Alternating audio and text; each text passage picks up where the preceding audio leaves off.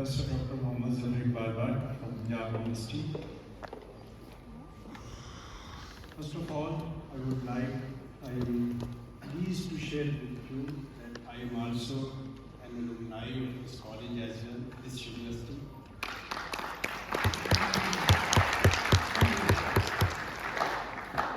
I did my FSc in Government College, University Faisalabad, and my schooling is also from Faisalabad, Sabia High School number 2.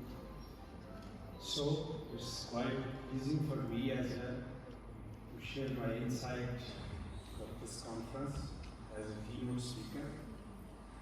As we know, the second international conference on movement, health, exercise and sports. As we are seeing that these are the 4 things in which we are going to give our insights in this conference, the second international conference. I have chosen the particular exercise, how exercise is important for us. And I am going to present this presentation especially for higher education institutes like colleges and universities, how it is important for our student community and how should we go for our well-being through exercise. So I would say that the exercise is the medicine, and especially how we treat with our problems through medicine during our illness. If we want to deliver in our normal life with best of our fitness, then we should try to go for exercise. So the importance of exercise and physical activity, especially in the university setting and other educational institutes.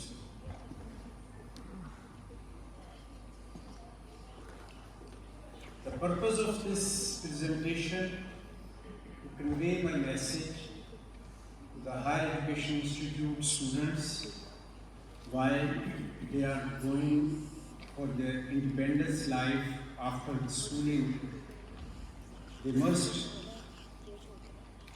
excel towards not only for their well-being or for their academic performance, but for their lifelong fitness. So this presentation will help provide some basic information about exercise and nutrition that can help us for our better health. And this PowerPoint can also be used as a program used for our students, communities, especially higher education institutes. And this information may utilize this information and help spread the word that exercise is medicine. When we talk about the exercise as a medicine, actually this initiative was taken by American College of Sports Medicine with the help of American Medical Association. And they have shown the world that how physical activity and exercise is beneficial for us. It was about 2007 when this slogan was worldwide given by American College of Sports Medicine. And now it's all over the world. It is said to be that exercise is the medicine. When we talk about the benefits of exercise, these are not limited. As we know that the different exercises help us out to give our not only cardiovascular fitness, but also our muscular fitness, our bone fitness, our strength, and avoid us to give the osteoporosis problem, heart diseases. We use exercise for our weight management, for or specifically not for only underweight but overweight as well. So obese person need to be exercised. So we must try to be proactive in spite of reactive. In other words, we can say we should take the precautionary measure before going towards our illness. We don't try to need or wait that we have some sort of problem, then go for treatment. We must try to work for our health before we are getting any sort of problem. So prevention is cure better than cure. So we need to be proactive in spite of reactive. And this is an important consideration for college university students, as this stage life comes with new independence for many individuals. When we talk about the student life, specifically in the university jurisdiction or college's jurisdiction, we come through the phase of schooling and we have some sort of independence over here. We have new social interactions, we have new responsibilities along with our academic responsibilities. So it is the right time to think about our wellness, our well-being, and the most important, our fitness. There is hell of benefits of our exercise. When we talk about the physical fitness, there are two different types of physical fitness. One is called health-related physical fitness, one is called skill-related physical fitness. And we have about 11 components of these fitness components, and these different types of exercise give us all 11 dimensions. Whether it is body composition, it is strength endurance, or cardiorespiratory endurance, or flexibility, power, agility, speed, coordination, reaction time, or balance. So exercise are the tools by which we can develop this sort of fitness. Exercise is the one of the most important thing which is not going to give the quality of life, but also the quantity of life. So we can say the exercise give us better quality and better quantity of life. Whether it is for your well-being, your physical fitness, or if we want to live a longer life, so quantity of life refers to the number of years lived. As per our belief, we have no such measures to live longer, but scientifically proven that the better fitness gives you a better life, not only quality-wise better, but also in a quantity. So physical activity and academic performance have a very close relation. In the 2016, North Carolina State University has done a research about over 20,000 students, in which a result was performed that the students having a GPA increased by 0.06. So exercise give you a mental fitness as well. So if you are involved in your exercise or physical activity, you have better grades. When we talk about physical activity or exercise, it has a very positive effect on our brain and our mood. When we talk about our brain, we have two types of effects, whether it is chronic or whether it is acute.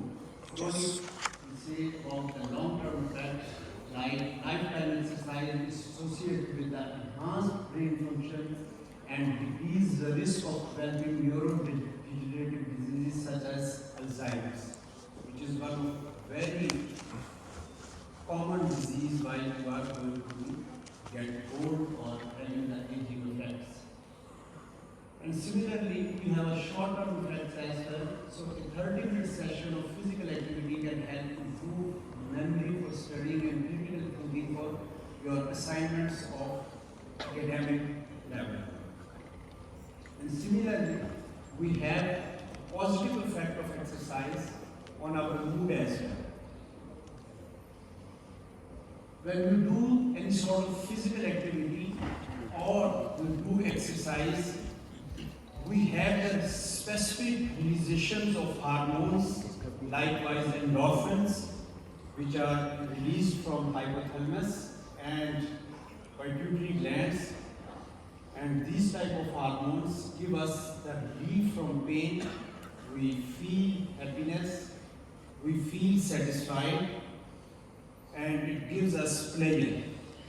So, if we say the chronic or long-term effects of physical activity on our mood, the regular physical activity decreases the feeling of chronic anxiety, whether it is somatic or whether it is cognitive.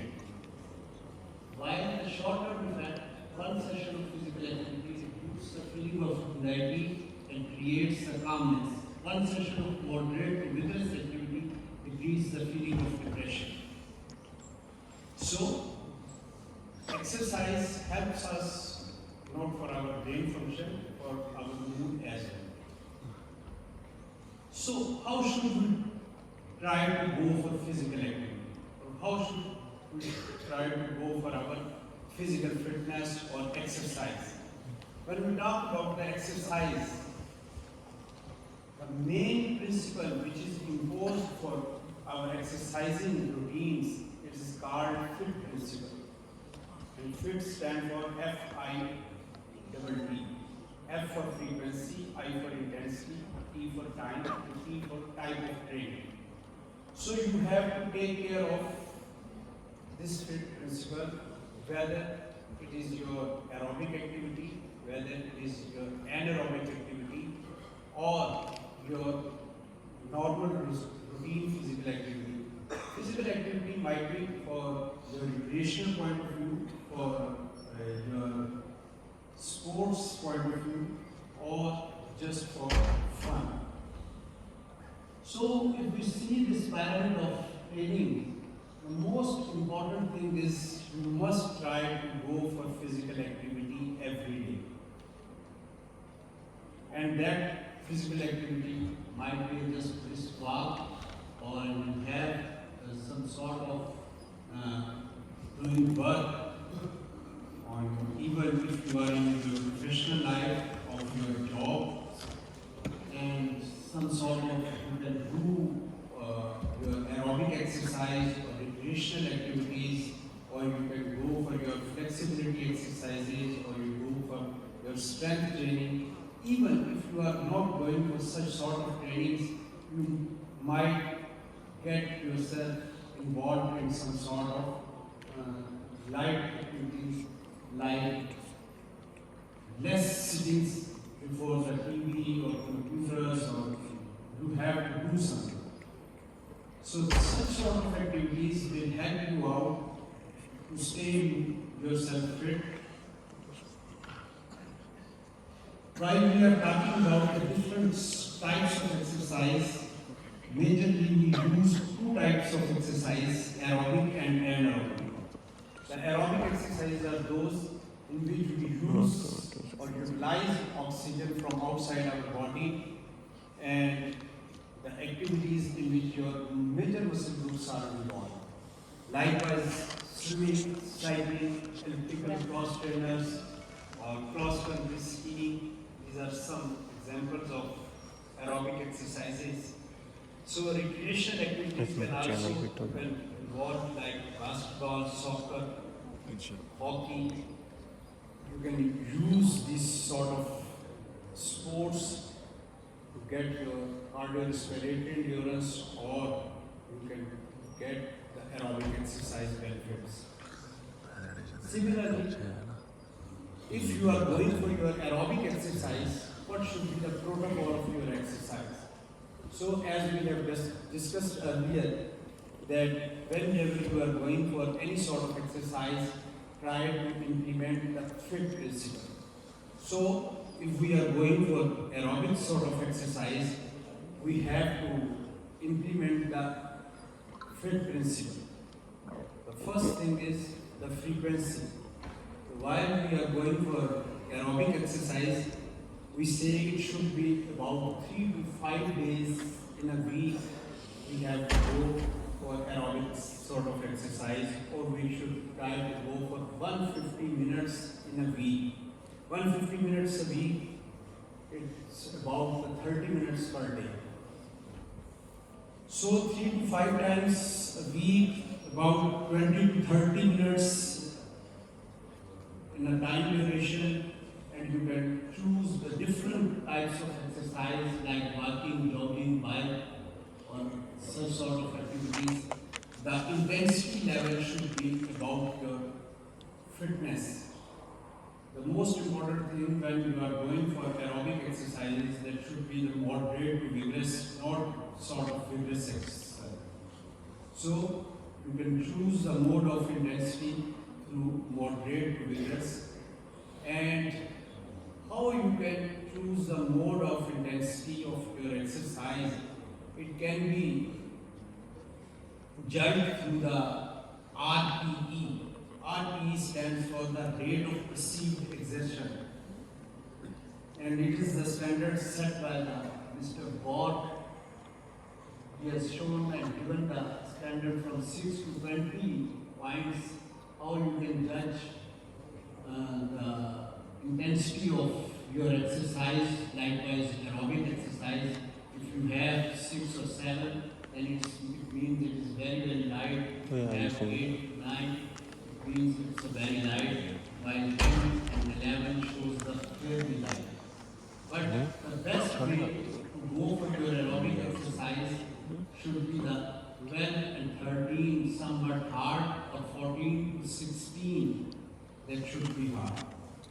But we should try to avoid like 19 and 20, which is very, very hard, or maximum exertion. Such sort of things are used in anaerobic exercise. So rate of perceived exertion while you are going for aerobic exercise, you should go for moderate to vigorous. There are different types of training from which you can get the help for your fitness, or you can go for your exercises. And these type of trainings, it's up to you. You have to choose from these sort of trainings, whether it is isometric, isokinetic, or isotonic exercises, weight trainings, CrossFit trainings, circuit training, fartlek training. So it's up to you, or for your trainer, to choose the best training suited to you or your lifestyle and for your sports as well. Similarly, when you go for resistance training is one of the best way to improve your physical fitness, and specifically while we are talking about different types of exercises, those are of aerobic and anaerobic. We have discussed earlier about the aerobic exercise, but the anaerobic mode is one of the best for developing the anaerobic exercises, is the resistance training. And resistance, you can take the resistance from your body weight, from resistance bands, from free weights, from machine weights. So there are different types of resistance. And here there should also be the protocol of FIT principle, the frequency, intensity, type, and time of training. So it is suggested for the resistance training, you must go for 2 to 3 times a week. And if you are going for your muscle building mode or for hypertrophy, you should try to go for 8 to 12 reps and go for 3 to 4 sets of each exercise. and in a one session you can go for 8 to 12 exercises of different muscle groups or one muscle group. Similarly, you can choose the resistance from body weight, free weight, machine assisted weights or resistance bands. So you can change it for the variety or creativity of your exercise. As we know, the variety is the spice of life. So we need variety while you are exercising or you are getting different sort of drills in enhancing your sports performance. So your resistance training program design will depend on your health, age and goals. Whether you are going for your general fitness, whether you are going for sports specific fitness, whether it's your just for muscle strength or muscle endurance, or whether it's you are going for your old age program. So it depends on your age, your gender, your goal, and your fitness level. So, as we mentioned, the FIT principle while you are going to apply over resistance training, so it is the best way to excel in your resistance training. At least one set, number of times, series of reps, same exercise is done of 8 to 12 repetition times movement performed, work to a point of fatigue. If you are going for anaerobic sort of workout in your resistance training or you are going to build your power, then you must not go for beyond the 5 reps. So it depends upon the whether you are going for strength endurance, strength, or you are going to build power. So you can use the resistance in weight training like dumbbells, machine, barbells, rods and weights. So choose 8 to 10 separate exercises that target the major muscle groups of your body.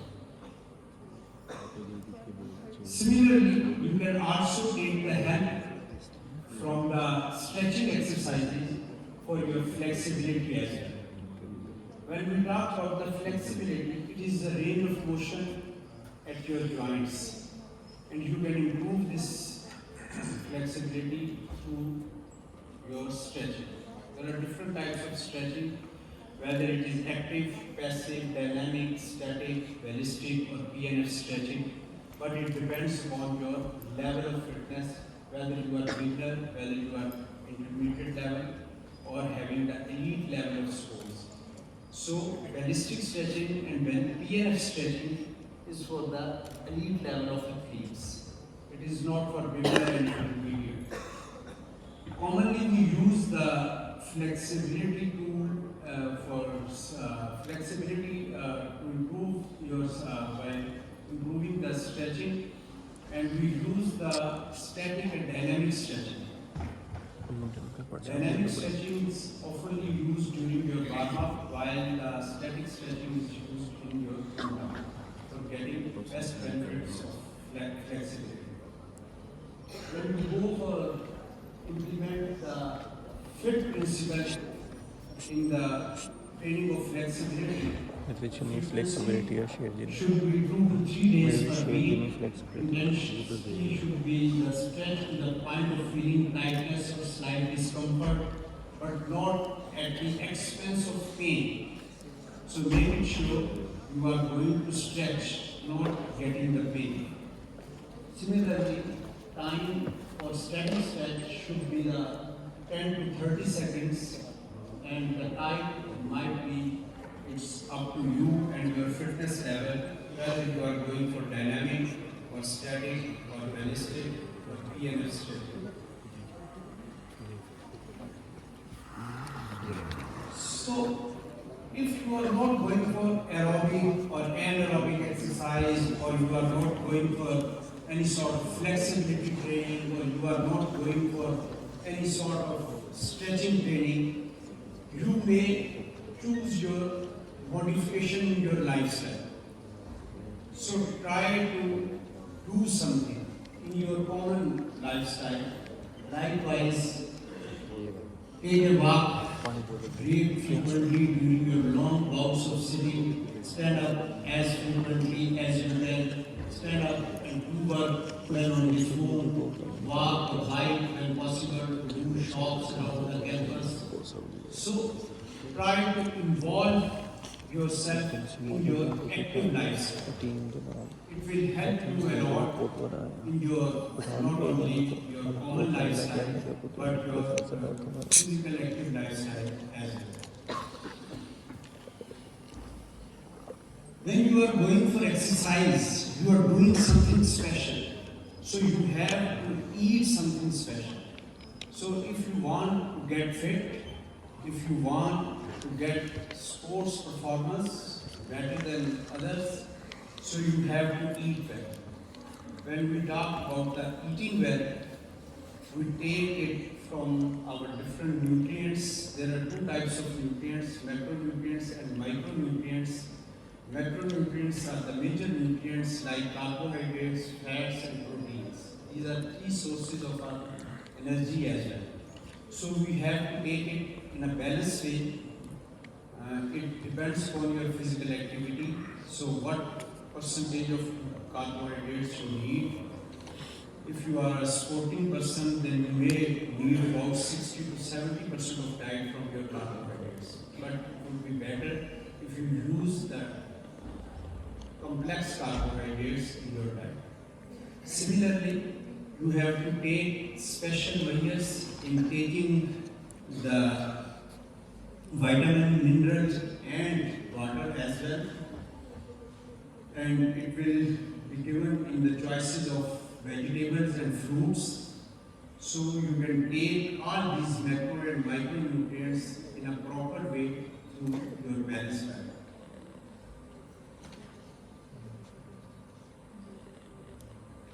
If you want to get fit, you want to get a proper exercise, then you need proper rest as well.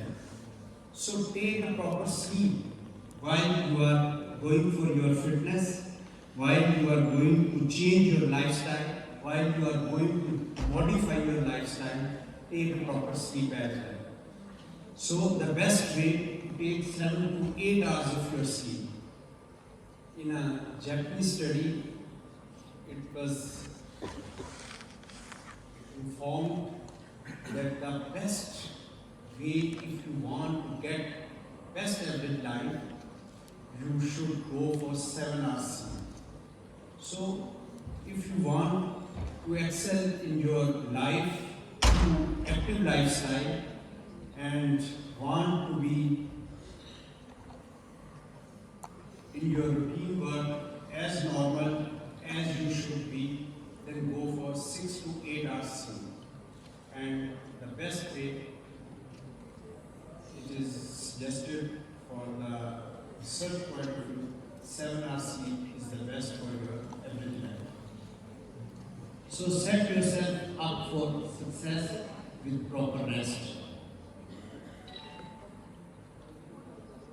If you want to go for your exercise and want to be succeed, or you need the tips for your success during your exercise, it is one of the best way.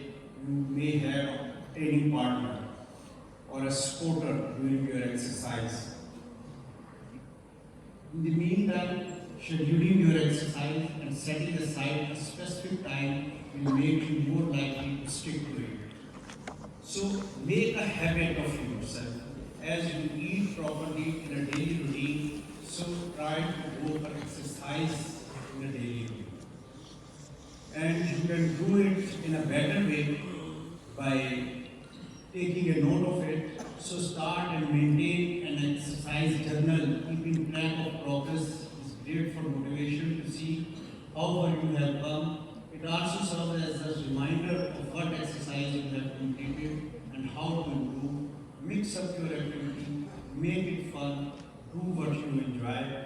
So try to make a variety of your exercises. So don't be bored or get bored or having the staleness while you are going for exercise.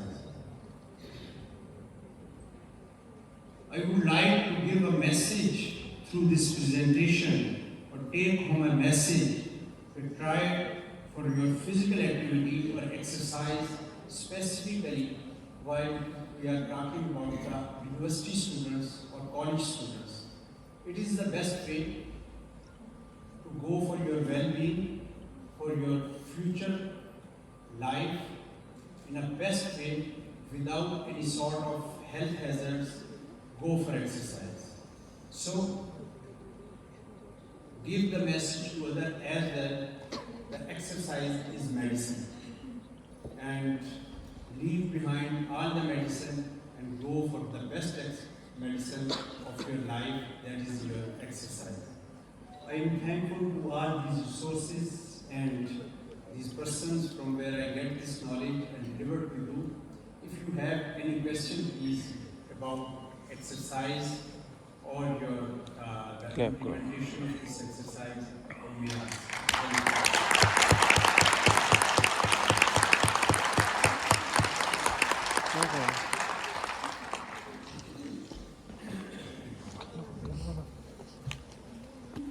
Sir, it's really wonderful presentation.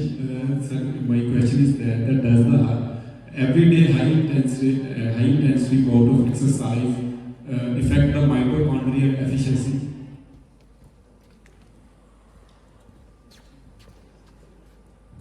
Thank you. Your good name? Zubair. Mr. Zubair, actually mitochondria are the powerhouse of cell. We say a person is fitter while having the more mitochondria. And the mitochondria development is the best suited for aerobic exercise. So if you are a fitter person, you have a more mitochondria. So for your aerobic fitness, you are not going for very hard sort of exercise, not going beyond the limit of 70 to 75% of your maximum.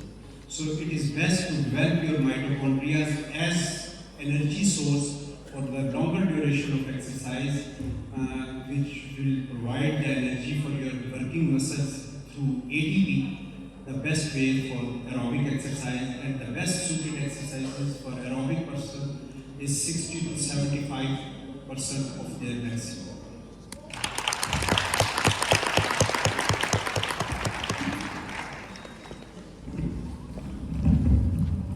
Thank you so much, sir. Mansur from PhD semester. Sir, as you mentioned, dynamic and static exercises. Sir, will you please elaborate that difference between active and passive static exercises? Thank you so much. Thank you very much. First of all, I have not said that the dynamic and static exercises. I have said dynamic and static stretching. There is a difference between stretching and exercise. So these are types of stretching: dynamic, static. Dynamic is the same as active, and static is the same as passive. Yes. So static or passive, dynamic or active. In dynamic sort of stretches, we go at the maximum range of motion, but don't stay over there and come back towards the initial position. While in static stretching, we go up to the best limit of your joints and stay over there for 10 to 30 seconds. These sort of are static stretching.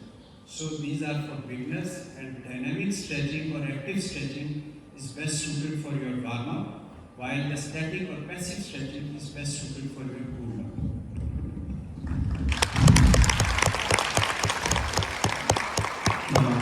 Hello, good morning, sir. Dr. Tasnima, this is a really tremendous keynote speech, and we have learned a lot of potential insights and ideas. So I just give your expert opinion based on your keynote speech. So what do you think, sir, that in our Pakistani context, we haven't standardized parameter or principle or procedure like how we can introduce the physical activity guideline considering the WHO guideline or world standard procedure.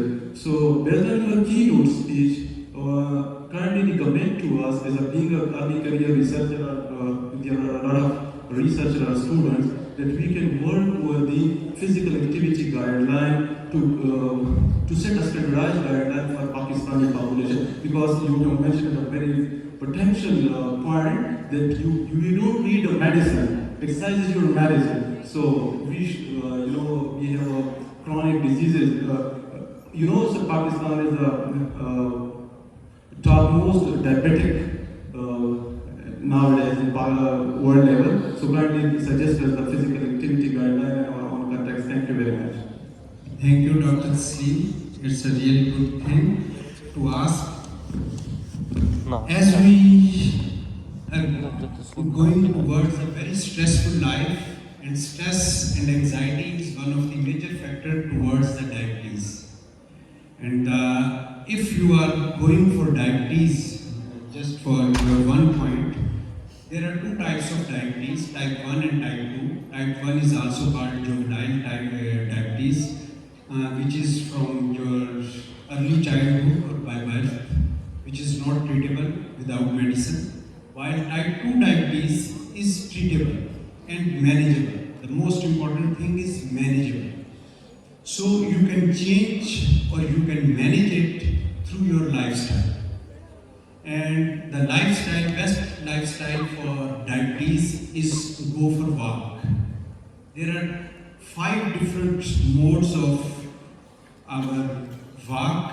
One is called walk, the second is brisk walk, third is your jogging, fourth is running, fifth is sprint. So it depends upon your age. I have mentioned in my this particular presentation, while you are going for any sort of exercise, it depends upon your age, gender, and the goal of your fitness. So as you have also mentioned about what sort of measure we should try to take or we should go for the proper parameters of physical activity. So the first thing is for this, we should try to aware our population. So try to give a lot of seminars for the awareness and to educate our young generation, for our young population, while just I have given or tried to give or try to spread my message that exercise is medicine. The most important thing is this, our youth. So we should try to give a blend of knowledge to our youth. They can get the best. And for parameter, it varies person to person and the population of some specific regions.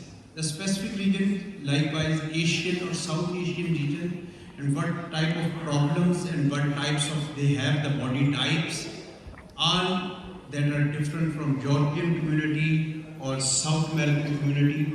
So the standards and the measures, it depends upon our local population.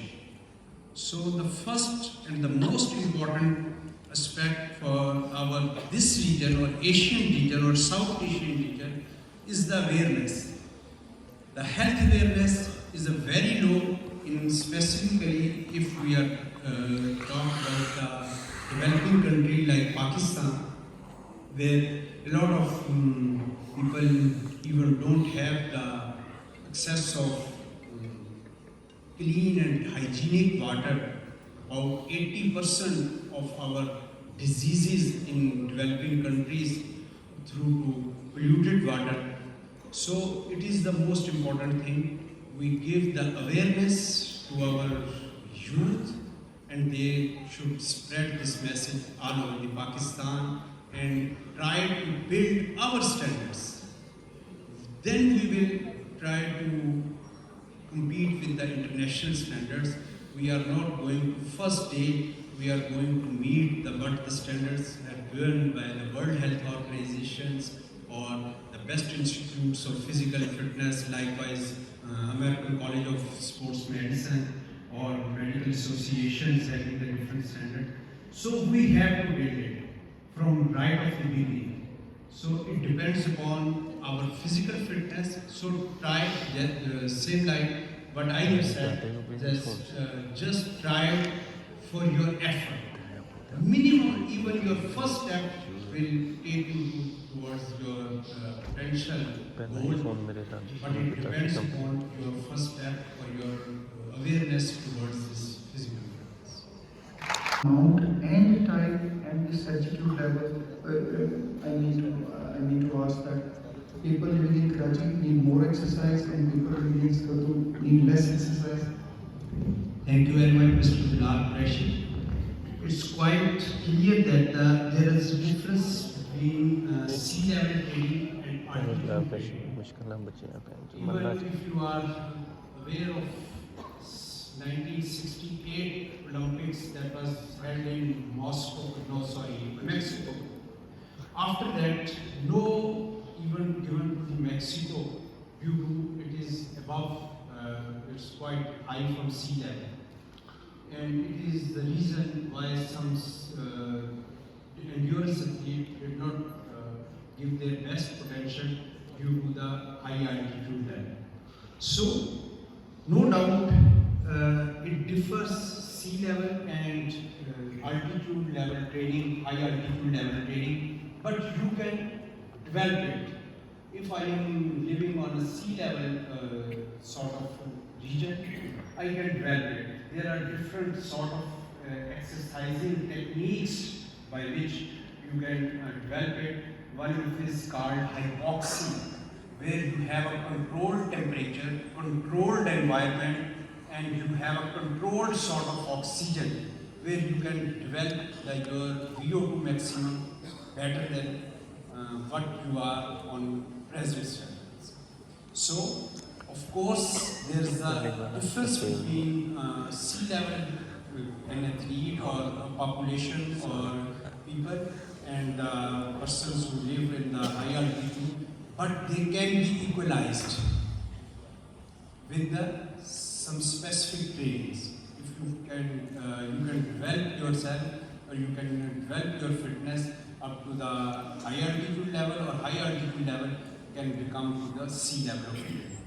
Thank you very much.